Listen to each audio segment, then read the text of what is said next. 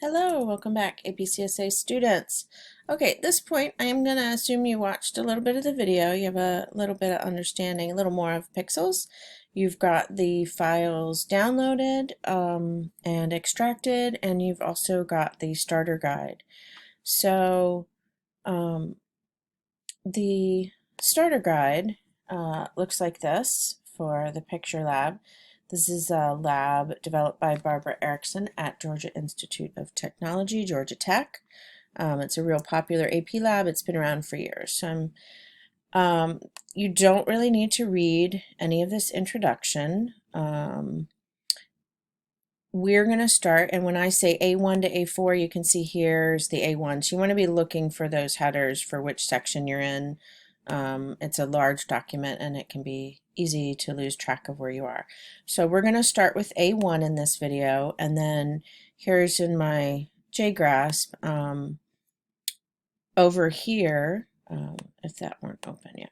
So this is my downloads folder. This is my extracted picture lab folder.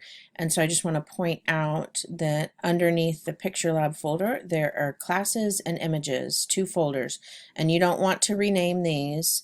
Don't rename the Pixlab folder either, but you can move the Pixlab folder wherever you like. So the programs you're going to be working on are in classes here. So these are going to be the programs that you're going to be working on, and then images holds all the JPEG. And this was this lab is 4 years old, maybe now, maybe more, and so PNG really wasn't that popular. You can try a PNG, but you can easily change it to JPEG as well. So if you want to, if you got your own image, you can put it in this folder and name it and use it for some of the manipulation we're going to do later on. Just make sure you get the naming right in the program that you use. So that's some of the setup. So I will get back to, oh, didn't mean to do that. So there's the Picture Lab folder. I've got that set, and then I've got the PDF document for A1. So A1, most of the section is just getting you comfortable with what a pixel is and the RGB values for the pixel. I think the comedy video that you were supposed to watch, I think it's kind of neat to see the actual the strand for the red, the green, and the blue, and how they come together to make a color, and then to make, you know, as you pull back, to make a big picture.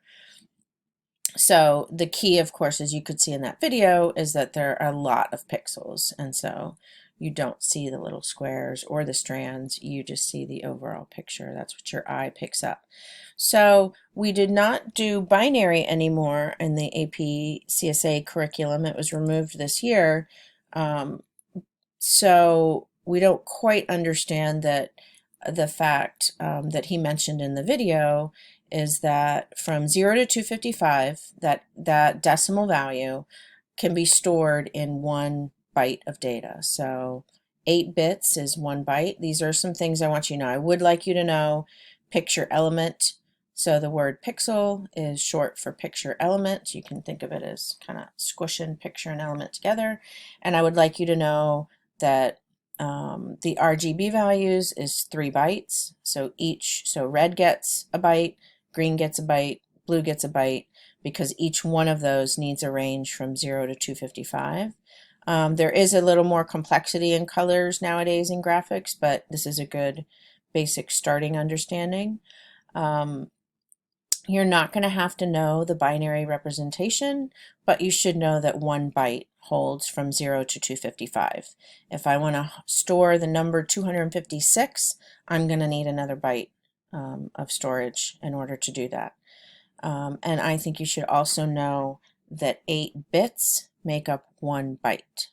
So it says right here. So I don't have it highlighted because this used to be stuff that we had already done in the curriculum.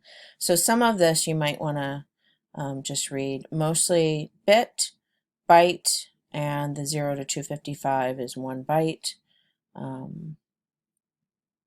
So using some of those, the numbers that 8 bits are in a byte and how many bytes it takes for one color, go ahead and answer these questions and check them with a neighbor. You can also probably Google it on the internet for the answers. This lab's been around for years, so I'm sure the answers are somewhere. But between you and your friends, or you and your classmates, you should be able to come up with the values. So just spend maybe 5 to 10 minutes doing those questions.